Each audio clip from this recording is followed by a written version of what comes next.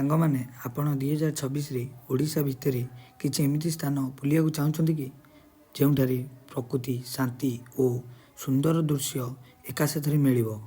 ଆଜିର ଏହି ଭିଡ଼ିଓରେ ମୁଁ ଆପଣଙ୍କୁ ଦେଖାଇବି ଓଡ଼ିଶାର 7ଟି ସବୁଠାରୁ ଟ୍ରେଣ୍ଡିଂ ଟୁରିଷ୍ଟ ପ୍ଲେସ୍ ଯାହା ଏବେ ସୋସିଆଲ ମିଡ଼ିଆରେ ଭୟଙ୍କର ଭାଇରାଲ ହେଉଛି। କେଉଁଠି ସନରାଇଜ୍ ଫରେନ୍ କଣ୍ଟ୍ରି ଭଳି, କେଉଁଠି ଜଙ୍ଗଲ ମଧ୍ୟରେ ରହିବାର ଅନୁଭବ ଓ କେଉଁଠି ମାସିଭ୍ ୱାଟରଫଲର ଦୃଶ୍ୟ। ଭିଡ଼ିଓଟିକୁ ଶେଷ ପର୍ଯ୍ୟନ୍ତ ଦେଖନ୍ତୁ କାରଣ ଶେଷ ସ୍ଥାନଟି ହେଉଛି ସବୁଠାରୁ ଅଦ୍ଭୁତ। ନମସ୍କାର ସାଙ୍ଗମାନେ, ମୋର ଆଉ ଗୋଟେ ନୂଆ ଭିଡ଼ିଓରେ ଆପଣମାନଙ୍କୁ ମୋ ଚ୍ୟାନେଲକୁ ସ୍ୱାଗତ। ଓଡ଼ିଶା କେବଳ ମନ୍ଦିର ରାଜ୍ୟ ନୁହେଁ, ଏହା ପ୍ରକୃତି, ପାହାଡ଼, ସମୁଦ୍ର ଓ ଜଙ୍ଗଲର ଏକ ସଙ୍ଗମ ସ୍ଥଳ। ଏବେ ଓଡ଼ିଶାରେ ଟୁରିଜିମ୍ ଭୟଙ୍କର ଭାବେ ଗ୍ରୋ କରୁଛି। ନୂତନ road, eco resort, camping site ଓ ଗଭର୍ଣ୍ଣମେଣ୍ଟ ଡେଭଲପମେଣ୍ଟ ଦ୍ୱାରା ଏହି ସ୍ଥାନ ଟ୍ରେଣ୍ଡିଂ ହୋଇପାରିଛି। ପ୍ରଥମ ସ୍ଥାନଟି ହେଉଛି ପୁରୀ ସମୁଦ୍ର ତଟ ଓ ଜଗନ୍ନାଥ ମନ୍ଦିର। ପୁରୀ ହେଉଛି ଓଡ଼ିଶାର ହାର୍ଟ। ଏଠାରେ ଧାର୍ମିକ ଭକ୍ତି ସହିତ ମଡର୍ଣ୍ଣ ଟୁରିଜିମ୍ ମିଶିଛି। ବ୍ଲୁ ଫ୍ଲାଗ ବିଚ୍ରେ ସୁରକ୍ଷା ବ୍ୟବସ୍ଥା, ଚେଞ୍ଜିଂ ରୁମ୍, ସିଟିଂ ଏରିଆ ସବୁ ରହିଛି। ସନରାଇଜ୍ ସମୟରେ ଆକାଶ ଲାଲ ଓ କେଶରୀ ରଙ୍ଗରେ ରଙ୍ଗିଯାଏ।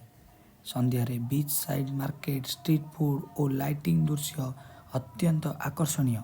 ଜଗନ୍ନାଥ ମନ୍ଦିରର ଐତିହ୍ୟ 1200 ଶତାବ୍ଦୀରୁ। ରଥଯାତ୍ରା ସମୟରେ ସମ୍ପୂର୍ଣ୍ଣ ପୁରୀ ଭକ୍ତିରେ ଭରିଯାଏ। ଟ୍ରାଭେଲ୍ ଟ୍ରିପ୍ ହେଉଛି ଅକ୍ଟୋବର ମାସରୁ ଫେବୃଆରୀ ମାସ ସବୁଠାରୁ ଭଲ ସମୟ। ସେକେଣ୍ଡ ପ୍ଲେସ୍ଟି ହେଉଛି ଦେଓମାଳି ପର୍ବତ। ଦେଓମାଳି ଓଡ଼ିଶାର ସର୍ବୋଚ୍ଚ ପର୍ବତ, 1672 ମିଟର ଉଚ୍ଚତା। ସକାଳ 5ଟାରେ ଉପରକୁ ଗଲେ ମେଘ ତଳେ ଦେଖାଯାଏ। ଏହା ଏକ ଇଭେଣ୍ଟଲି ଏକ୍ସପିରିଏନ୍ସ ଭଳି ଲାଗେ। Government eco tourism camp, tent stay ବ୍ୟବସ୍ଥା କରିଛି।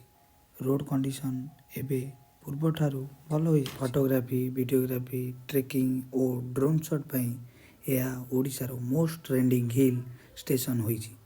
ବେଷ୍ଟ ସିଜନ୍ ହେଉଛି ରେନି ଓ ୱିଣ୍ଟର ସିଜନ୍। ଥାର୍ଡ ପ୍ଲେସ୍ଟି ହେଉଛି ସାତକୋଶିଆ ଗର୍ଜ। ମହାନଦୀ ନଦୀର ଜଙ୍ଗଲ ମଧ୍ୟରେ ଯେଉଁଠାରେ ପ୍ରଭାବିତ ହୁଏ ସେଟାକୁ ସାତକୋଶିଆ କୁହାଯାଏ।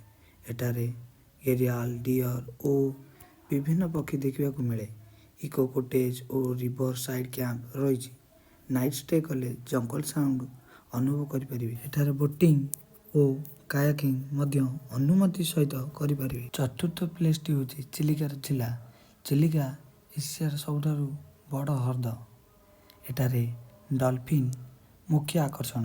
ୱିଣ୍ଟର ସିଜନରେ ବିଦେଶ ପକ୍ଷୀ ଆସନ୍ତି। ବୋଟ୍ ରାଇଡ୍ କରି କାଳିଜାଇ ମନ୍ଦିର ଯିବାର ଅନୁଭବ ଅତ୍ୟନ୍ତ ସୁନ୍ଦର। ସନସେଟ୍ ସମୟରେ ପାଣି ଉପରେ ସୂର୍ଯ୍ୟର ପ୍ରତିଫଳନ ସିନେମାଟିକ୍ ଭଳି ଲାଗେ। ଫିଫ୍ଥ ପ୍ଲେସ୍ ହେଉଛି ଦାରିଙ୍ଗବାଡ଼ି। ଦାରିଙ୍ଗବାଡ଼ିକୁ ଓଡ଼ିଶାର କାଶ୍ମୀର କୁହାଯାଏ। ଏଠାରେ ପାଇନ୍ ଫରେଷ୍ଟ, କଫି ଗାର୍ଡେନ୍ ଓ ୱାଟରଫଲ୍ ଅଛି। ୱିଣ୍ଟରରେ ଟେମ୍ପରେଚର 0 ଡିଗ୍ରୀ ନିକଟକୁ ଯାଏ।